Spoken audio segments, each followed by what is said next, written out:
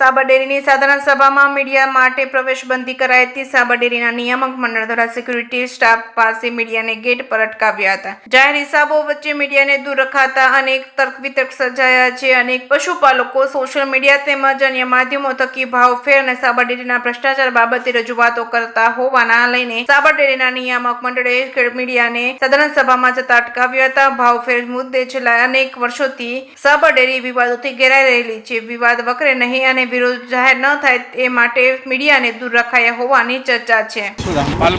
માલપુર ના છો? હાજી શું કર્યું આજે સાધારણ સભામાં? મજા આવી ગઈ ને શું મજા આવી? એક સભા થઈ ગઈ સભા હા, કેટલી વારમાં પતી સભા?